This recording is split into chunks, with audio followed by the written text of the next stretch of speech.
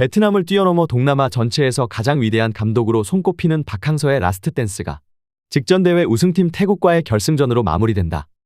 최고의 스토리, 최고의 감동이 기다리고 있는 가운데 떠나는 박항서를 향한 베트남의 충격적인 반응이 전해져 큰 화제가 되고 있다. 많은 분들이 아시다시피 박항서 감독은 이번 동남아시아 대회를 마지막으로 베트남과의 동행을 마무리하는데요. 그동안 약 5년의 시간 동안 수많은 트로피의 새로운 기록을 달성한 그의 이별 선언에 베트남은 크게 당황하는 모습을 보이고 있습니다.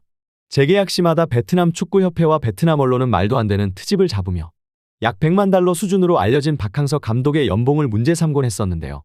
이뿐만이 아니라 베트남의 황금 세대를 이끌고 이 정도 성적을 내는 것은 너무도 당연하다는 어처구니 없는 반응을 보이기도 하였습니다.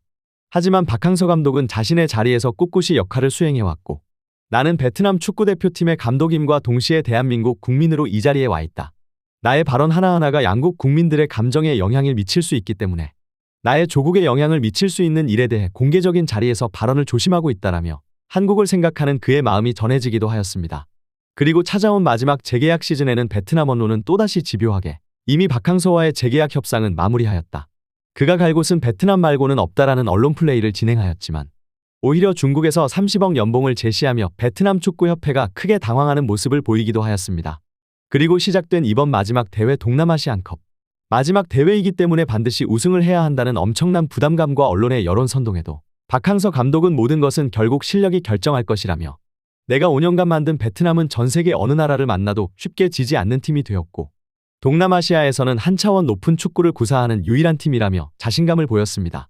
그리고 시작된 개막전 라오스전 6대0 대승을 시작으로 김판곤의 말레이시아를 3대0으로 이긴 데에 이어 준결승전까지 14득점 0실점으로 압도적인 성적을 보여 동남아시아를 경악하게 만들었습니다. 그리고 박항서 감독은 베트남 국민들에게는 감사를 표함과 동시에 자신을 괴롭혀온 베트남 축구협회와 베트남 언론에 대해서는 마지막까지 뼈있는 메시지를 남겨 큰 화제가 되고 있습니다. 베트남 국민들의 응원과 지지에 우리가 여기까지 올 수 있었던 것 같습니다. 진심으로 감사드리고 어떻게 해서든지 마지막 태국전의 승리를 거두어 우승을 해서 보답하고 싶은 마음뿐입니다. 하지만 우리는 우리가 더욱 쉽고 빠른 길을 갈 수 있었지만 그러지 못했다는 점을 반드시 기억해야 합니다.